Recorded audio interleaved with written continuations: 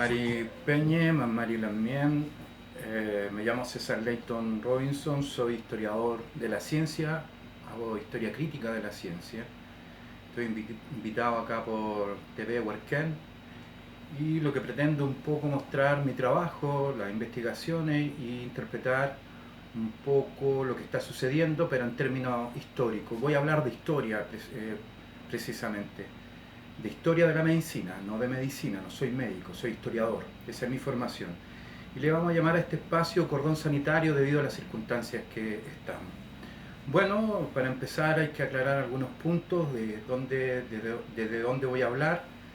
Hay que entender un concepto que se llama biopolítica, entender cómo se administra la población en clave biológica, cómo el Estado se preocupa de los nacimientos, su desarrollo, los sistemas de vacunación. Todo eso obedece a razones epidemiológicas, de temas sanitarios, pero también a un tema que tiene que ver con regular el mundo social o administrarlo en esos términos. Y lo otro es entender que el discurso de la medicina no solamente es un discurso que tiene que ver con la sanidad, sino también tiene que ver un poco con ideas intelectuales o historia de la intelectualidad, y también con políticas sociales que el Estado aplica sobre la población. Y eso hay que ir interpretándolo como plantean historiadores como Charles Gorman, que es un historiador de la medicina europea. Entonces, entendiendo ese contexto, voy a hablar un poco de cómo nace la salud pública, o lo que podríamos llamar salud pública, a partir de lo que son los procesos de conquista y de colonia acá en Chile. Y hay que entender, o yo entiendo, que los hospitales, que son la gran institución de sanidad que funcionan en tiempos de la colonia, tienen que ver con una arquitectura de poder, yo diría, que se está situando a partir de la conquista. Cuando llegan los colonizadores, por ejemplo los españoles en nuestro caso, van a fundar un fuerte militar, una iglesia y un hospital, porque se necesita sanidad para ir recuperando las tropas en términos de enfermedades y todo el tema bélico que provocan las colonizaciones. Eso se va a profundizar mucho más, yo diría, a fines del siglo XVIII y comienzo del siglo XIX, 1800, cuando Napoleón entienda que las guerras se ganan con médicos, biólogos y científicos. Hay un bello artículo de Juan Luis Rodríguez Ron que se llama El Imperio de la Ciencia, y habla que cada territorio que se conquista tiene también que llegar los naturalistas. Los naturalistas son los médicos que empiezan a estudiar las enfermedades en los nuevos territorios para conquistar, para que las tropas no caigan en pandemia o enfermedades. Los sistemas hospitalarios en Chile, básicamente, yo diría entre el siglo XVI y el siglo XVIII, son hospitales que concentran marginalidad social, absolutamente, son depósitos de marginalidad social. El primer hospital, San Juan de Dios, que es un hospital de la colonia, está formado con una congregación religiosa que recibió en España mucha influencia de los árabes. Hay que entender que la medicina árabe, Avicena, que es como el Hipócrates, como el gran médico griego, fue uno de los médicos que más influenció cuando España estuvo bajo el dominio de los árabes. La medicina árabe, las matemáticas, la ciencia árabe fue muy avanzada y fue mucho más avanzada que la europea durante los procesos de conquista. Bueno, en las cruzadas, las congregaciones hospitalarias de los San Juan de Dios aprendieron mucho de esta medicina árabe. Lo otro interesante es que los hospitales también fueron hospitales militares, el hospital de Nueva Imperial, el hospital de Lebu, el hospital de Osorno, son hospitales que están mucho más cercanos a procesos de conquista y a procesos de regular o controlar la marginalidad social que se está dando en la colonia. Por ejemplo, después del San Juan de Dios se funda el primer hospital para mujeres, que en ese tiempo las mujeres son absolutamente secundarias dentro de lo que es el orden colonial. El San Borja, que es un hospital de mujeres fundado en el siglo XVIII. El Hospicio de Pobres, que funda Manuel de Salas también. En general, los hospitales fueron parte de los proyectos militares de conquista. posteriormente de regular una marginalidad social que se estaba creando en la colonia, hospitales en América Latina para negros, como son los hospitales del Perú, el Hospital de Negros de Lima, hospitales para indígenas que también existieron. Y yo diría que a fines del siglo XVIII, cuando el Imperio Español sufre un cambio de dinastía, llegan los Borbones, que tienen una descendencia francesa y están mucho más cercanos a una revolución industrial a fines del siglo XVIII. Ellos empiezan a ver que las colonias tienen que tener un sistema sanitario seguro, porque esto no es filantropía, sino es porque no se pueden morir los que están tributando, los indígenas y los colonos. Por lo tanto, van a empezar a crear sistemas hospitalarios ya con un sistema mucho más moderno y mucho más cercano a la revolución científica del siglo XIX. Y me refiero específicamente cuando mandan a Chile a Joaquín Toesca, que es un arquitecto que va a crear el Hospital San Juan de Dios, que es un hospital que ya tiene sistemas de ventilación para regular los miasmas envenenados, como le llaman en la época. Porque en ese tiempo todavía no se tenía la certeza, o por lo menos a nivel de Estado, o de colonia, de imperio, de que las enfermedades eran provocadas por el microorganismo, o por los microbios, o por los virus, si no se creían que eran aires que estaban envenenados, contaminados, que viajaban las toxinas. Por lo tanto, los hospitales empezaron a tener grandes pasillos para la ventilación. Y el San Juan de Dios es un hospital que cumple ya una función ya específicamente sanitaria.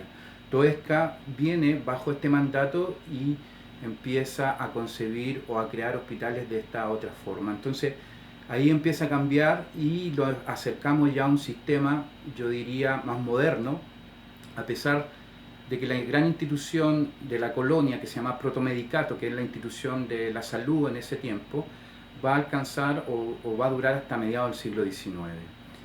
Ahora, entender por qué la medicina tiene una relación con el colonialismo, y yo diría que tiene que ver con las expediciones científicas. Las expediciones científicas que mandan los europeos, y me refiero ya a fines del siglo XVIII con Humboldt, con Linneo, que es un botánico que incluso crea el latín botánico, que es el concepto científico o la nomenclatura que lleva los conceptos científicos como Homo sapiens o como Datura stramonium para las plantas llamadas chamico acá en la zona indígena de la Araucanía. Ellos empiezan a recorrer a través de los proyectos imperiales, empiezan a conformar toda una industria farmacéutica. ¿Qué es lo que hacen? Capturan conocimiento herbolario, plantas, animales, y empiezan a averiguar sus toxinas, sus fármacos, porque en el fondo sus tóxicos me refiero a los venenos. Los naturalistas, que son biólogos, casi siempre médicos, así se le llamaba la biología en el siglo XVIII y durante gran parte del siglo XIX, historia natural, ellos empiezan a hacer una serie de catastros a los lugares o a las colonias periféricas que los imperios europeos estaban conformando. Y empiezan a hacer una serie de catastros, de registros de toda la naturaleza como un recurso natural. Empiezan a examinar las toxinas de los animales, la zoología, la botánica, y en cierta forma empiezan a expropiar el conocimiento indígena de toda la medicina tradicional que había tenido, ¿ya? Y se empieza a producir, por un lado, un mestizaje clínico. Muchos de los conocimientos indígenas son llevados a Europa, por ejemplo, el curare, que es una planta, un tóxico, que en sobredosis anestesia, adormece, se lo llevan y lo practica en la medicina experimental el francés Claude Bernard. Sucede lo mismo con el opio. El opio es una planta donde sale la morfina en síntesis, y la morfina y la heroína, y eso era muy importante en términos de estrategias militares, porque antiguamente en los hospitales de sangre, los hospitales de guerra, toda infección terminaba en amputación, porque todavía no se desarrollaban las técnicas de hacer ligaduras, ¿ya? Entonces, estas plantas como el opio eran muy importantes como anestesia en la medicina militar. Por eso hubo una guerra, la guerra que hizo Inglaterra contra China. Y la quinoa también, que es muy importante como un conocimiento alimentario. Entonces, todo este conocimiento indígena fue llevado a Europa y empezó a funcionar en la industria farmacéutica. Este proceso algunos autores le han llamado la Inquisición farmacrática, porque en el fondo fue una expropiación del conocimiento indígena y fue utilizado en las grandes empresas farmacéuticas europeas para desarrollar el proceso industrial y la medicina. Eso es sumamente importante. Lo otro importante es la expedición Balmes, es una expedición de naturalistas y de médicos que manda a España para vacunar a sus súbditos en América Latina. No llega acá a Chile, llega al sector del Ecuador, Perú, pero muchos plantean que curas, sacerdotes que aprendieron la técnica de la inoculación, bajaron a Chile, como el fray Gabriel Chaparro, que hizo todo un proceso de vacunación muy temprano en Chile, en 1805, incluso antes que la propia colonización.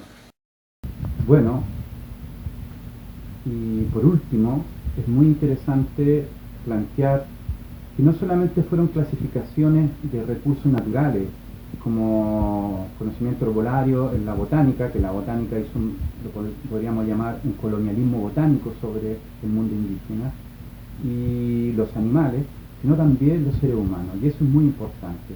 Los naturalistas, estos médicos que llegaban en las expediciones científicas, también empezaron a clasificar poblaciones. Y esto es muy importante de plantear. Empezaron a hacer lo que se llama en conocimiento médico y antropológico antropometría. Según las medidas del cuerpo, específicamente del cráneo, empezaron a clasificar a las poblaciones entre razas superiores y razas inferiores.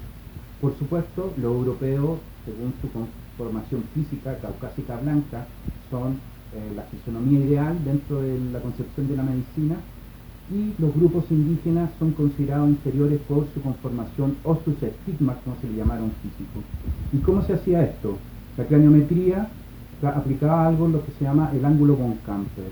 Según el ángulo von Camper, el ángulo de 90 grados, que es la figura del Apolo griego, todas estas concepciones greco-latinas que habían de la belleza masculinas y blancas, son aplicados a la medicina como un ideal biotipológico o como un ideal de cuerpo.